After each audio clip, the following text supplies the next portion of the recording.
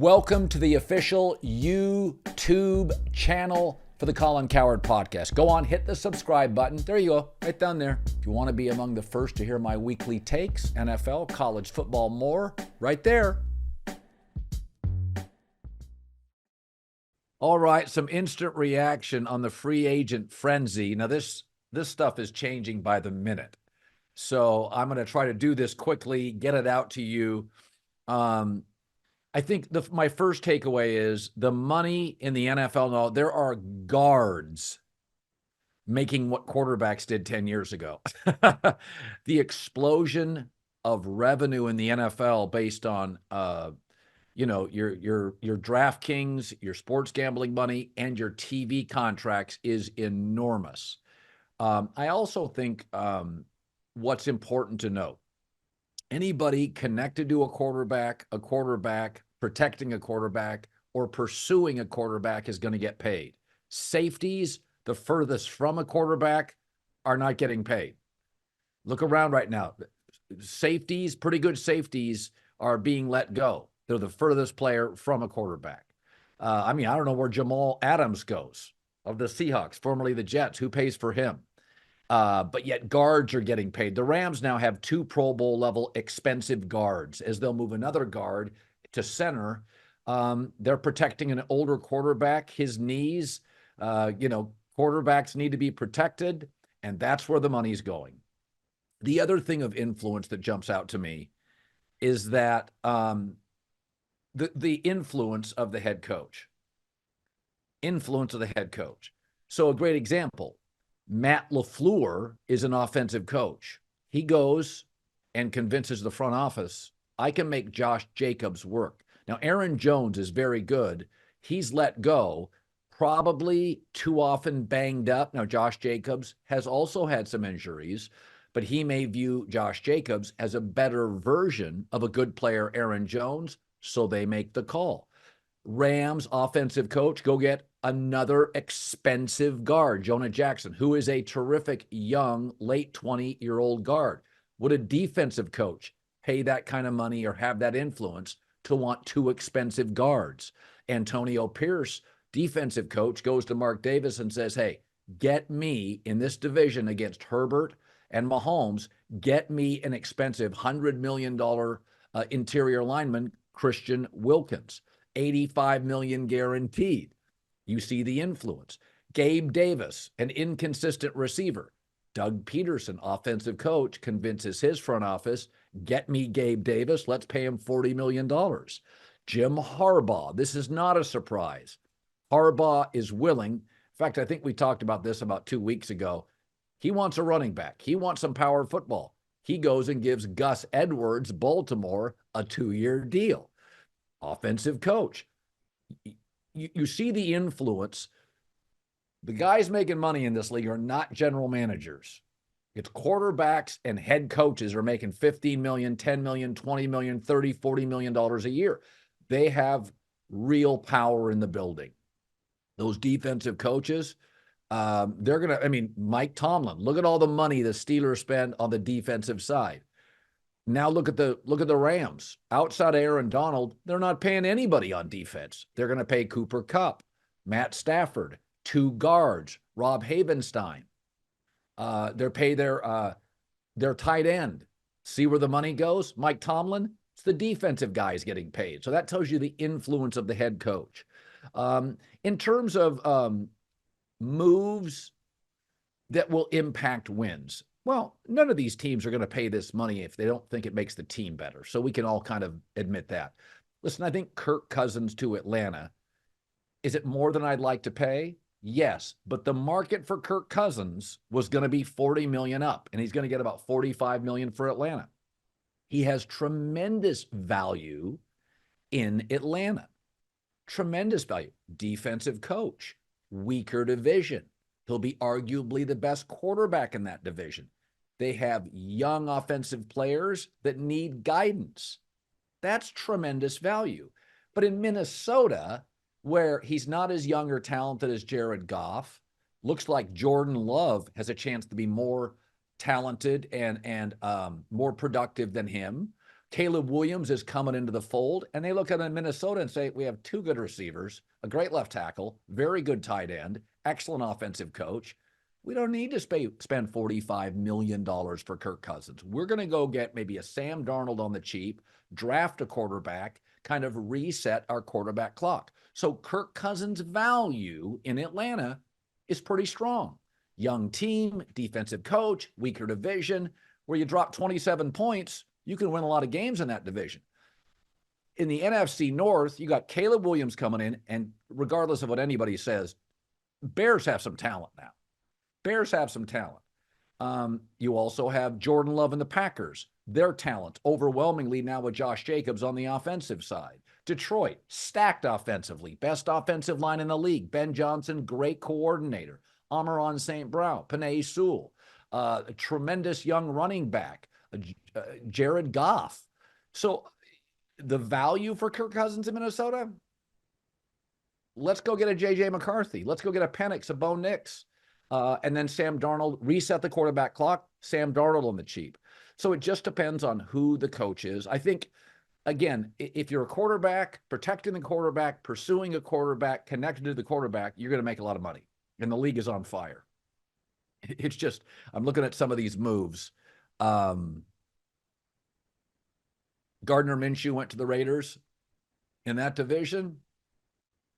Good luck. But Antonio Pierce is going to spend a fortune on a defensive tackle, Christian Wilkins. They get 2 years, $25 million. On the cheap, they go and get a quarterback. I don't think Sean McVay or Matt LaFleur, not that they need Gardner Minshew, I don't think they would go sign a 2-year deal with Gardner Minshew. That's not their answer. So you just see the importance offensive coaches put on a valuable back, a tackle, a weapon, a quarterback. All of it's fun, though, isn't it? You know, one of the things the NFL has created through the years is there's a lot more young general managers. And years ago, you just didn't see this kind of activity. Older general managers, very reluctant to take some swings on this stuff. But with the youth in free agency and the youth in coaches, a lot of these, Les Snead and Sean McVay and John Lynch and Kyle Shanahan, you know, these guys are close. They have each other's back. They work in unison, and they're aggressive people. Younger people in society tend to be a bit more, some would say reckless, but more aggressive, you know, than older people. So I love what it is right now we're seeing in the NFL, some big swings. I mean, Gabe Davis, 3 years, $40 million at Jacksonville is pretty pricey. That probably means they're moving off Ridley or a Christian Kirk, both of who I like. That's a little pricey for me, but it's Trevor Lawrence, got a lot invested.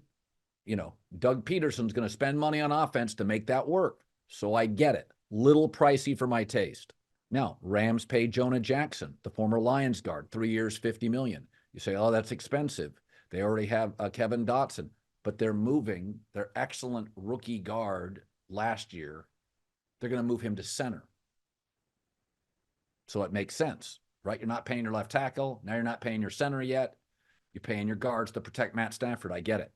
I guess those two you could say are at the higher end of the price point. Nothing bothers me. I will say, I like Aaron Jones of the Packers a lot. I also like Josh Jacobs of Green Bay. Aaron Jones is a good football player. Where do you go with a running back? Like Austin Eckler, free agent. Aaron Jones can go where he wants to go. I like Aaron Jones a lot. That's a really good player out there. These young general managers, though, a lot of these guys, if not analytics, they're going to push back on safeties. They're going to push back on off-ball linebackers. They're going to push back on running backs. That's what they're going to do. Matt LaFleur goes the opposite way. He pays for Josh Jacobs. Here's an interesting one. So the Packers released David Bakhtiari. So he's missed 41 games in 3 years. He was really good in his prime, but he can't stay healthy. We know Aaron Rodgers has a history of wanting his buddies to play with him and not necessarily his great buddies. Randall Cobb, at once very productive past his prime. I guarantee you he'd love Bakhtiari to protect him for a game. Alan Lazard. So again, I could see Bakhtiari coming over and the Jets still drafting a left tackle and Bakhtiari being there for some reassurance, some guidance, almost a coach to a rookie left tackle. Listen, Andrew Thomas for the Giants was a very good left tackle. He wasn't ready to play when he came into the league. He got overwhelmed a bit. That is not an easy position to adapt to, college to the pros, left tackle, quarterback, left tackle. That is a lot to put on a 22-year-old's plate. I could see Bakhtiari going to the Jets for a year. Again, can't stay healthy. Would he take an incredibly team-friendly one-year deal? Aaron and David Bakhtiari are close. Green Bay made a lot of moves. But again, young, aggressive head coach in a division where Detroit's got real talent, stacked roster. They add Josh Jacobs. They release Aaron Jones. They lose Darnell Savage and John Runyon. They release David Bakhtiari. They add a safety, Xavier McKinney. A lot of movement in Green Bay. Not known as a team that does make a lot of moves of note in the free agent period. The thrill and excitement of March Mania is here. It's one of the best 3-4 week periods in sports in America every single year. DraftKings Sportsbook, one of America's top-rated sportsbook apps, is giving fans a chance to bet just $5 and win $150 instantly in bonus bets with a college basketball bet. You download the DraftKings Sportsbook app. It takes 90 seconds. You put in the code Colin. That's me, Colin. New customers bet $5 for a chance to win $150 instantly in bonus bets, only at DraftKings Sportsbook, only with the code Colin, Colin. The crown is yours.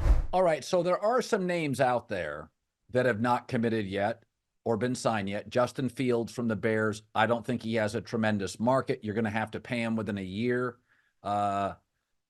Calvin Ridley, Jaguars wide receiver, is going to be out there. Leonard Williams, defensive lineman for the Seahawks. Austin Eckler, Chargers. Ryan Tannehill, quarterback, Titans. You know, Tannehill is interesting. So big, mobile, accurate. At one point, was a number one seed in the AFC. It's interesting. If you had Ryan Tannehill or Justin Fields, now Tannehill's more expensive. Who would you choose? Well, kind of my belief is you can't worry too much about cost at quarterback. I mean, it's obviously, if you're Minnesota, 45's too rich on Kirk Cousins, but it wouldn't be if he didn't have a surgery, was 3 years younger and a little more mobile. Then you just pay it, right? Tannehill's interesting. If Tannehill and Justin Fields are your options, I mean, one has been a number one seed, one can't win games. Sounds crazy. Derrick Henry of the Titans. Again, I'd be interested. 1 or 2 year deal. The Justin Fields scenario is really interesting, right? He hasn't been signed yet. There are certainly arguments in his favor. Hey, it's the Bears. They can't get quarterback right. His first year to year and a half, the offensive line was horrible. He had a first-year defensive head coach. You know, the division has better teams and more experienced coaches. Dan Campbell, Matt LaFleur. There are certainly arguments to be made that he could be better elsewhere. I think that's reasonable. I've said before, Sam Darnold reportedly is going to get a shot in Minnesota with really nice offensive weapons. Is Justin Fields worthy of another shot? I think so. Now, I thought Atlanta was his best space, but Seattle's still out there. I mean, it does say something that Antonio Pierce took Gardner Minshew over Justin Fields. Now, what's scary about Minshew is that he had one of the smartest offensive coaches in the league, Shane Steichen. So is Minshew a little overvalued based on a brilliant offensive coach, and the Raiders aren't going to get nearly as good of productivity out of him now with a defensive head coach and a defensive culture? That argument makes a lot of sense to me. You know, that's why I always worry. So Kevin O'Connell is an offensive coach. They have Justin Jefferson. I mean, Kirk Cousins was on fire before the injury. Now he goes to young offensive weapons and a defensive coach. It's realistic to think he won't be as productive. So in free agency, when you get a quarterback or a star receiver, like T. Higgins is out there, right? Potentially in a trade. Well, T. Higgins is going to go to a place. He's not going to Kansas City, I doubt. Now, if he got Mahomes, then spend some money. But the truth is he has Joe Burrow. Okay. And then he has an offensive coach. And then he has Jamar Chase on the other side, drawing double teams. So T. Higgins' productivity, you could argue, for a number 2 receiver, he's in a perfect space to be productive. Offensive coach, great quarterback, star receiver on the other side. Yeah, but what if he goes to an average quarterback? What if T. Higgins ends up in New England and he is the dominant one, draws double teams? They have a rookie quarterback. It's a defensive culture. Then T. Higgins could disappear. So, Tyreek Hill was lucky. He went Andy Reid to Mike McDaniel. And Tyreek's great. But so much of this stuff is situational. T. Higgins is at the perfect place for a number 2 receiver to eat. Burrow, the offensive coach, Jamar Chase. Perfect. No guarantees he would do that if he went to the Raiders. Now, I don't think he's going to the Raiders, but all this stuff is situational. Remember, only about 33%, I think the number is, of free agents hit, right? That's it. So a lot of times you see a player and you look at him and go, well, how good's he going to be? Like, I think Saquon Barkley, Giants to the Eagles, could be productive. First of all, better offensive line in Philadelphia. Both the Giants and the Eagles have offensive coaches, but a better O-line in Philadelphia. You have a better quarterback in Philly, less reliant on Saquon Barkley, less predictable offense. You've also got 2 excellent wide receivers, Devontae Smith and A.J. Brown. Eagles always have good tight ends. So you can't glom onto and focus on a Saquon Barkley like you could do with the New York Giants. So I think Saquon Barkley could go to Philadelphia and you look up and you're like, oh, I'm getting the best version of Saquon Barkley. The wide receivers wide, keep the safeties out of the box. You have very productive pass-catching tight ends in Philadelphia, a quarterback that can move. All of a sudden, Saquon Barkley in Philadelphia, better offensive line, you may be looking at the Pro Bowl running back Saquon Barkley. So if I'm Saquon Barkley today, I am fist pumping. Get me to Philadelphia. Get me the Eagles playbook. Better O-line, better weapons, better quarterback. What's not to like? You could get fewer carries and be more productive. So, like a lot of these guys I look at, and I think, sometimes a good player is a good player. But if I'm Josh Jacobs for the Raiders and I get now an offensive coach over the last 10 years, better offensive lines, I would say a weaker defensive division. Okay. So, you start looking at that division. Minnesota doesn't have a great defense. Detroit is mostly about offense. So I look at Josh Jacobs and I think I go to a winning culture with winning momentum, an offensive coach. I've got tremendous tight end and wide receiver weapons young. And it looks like Jordan Love, again, here's a quarterback that can move. And now he's got some experience in the system and starting. I'm Josh Jacobs. So Saquon Barkley, Giants to the Eagles. Josh Jacobs, Raiders or the Packers. I'm a running back. I should be much more efficient, much more productive, perhaps even with fewer carries. Isn't that a running back's dream? Fewer carries, more production, more touchdowns. So there's an argument there that like a Barkley and a Josh Jacobs, everybody's saying, running backs, very sad. Nobody wants a running back. Saquon Barkley and Josh Jacobs got great landing spots. I'd be shocked if both aren't more productive. I mean, Green Bay doesn't make moves in free agency, but Jordan Love's 25, Jacobs 26, Musgrave the tight end 23, Reed the receiver 23, Christian Watson, Romeo Doubs. I mean, Green Bay's offense is going to be dynamic for years. And they don't spend money in free agency. This, they just want to make sure they can get a running back that's healthy. If you don't like Green Bay's offense, I don't know what you're watching because they got nothing but young, dynamic, twitchy, fast, talented pieces. Tight end, running back, wide receiver, quarterback.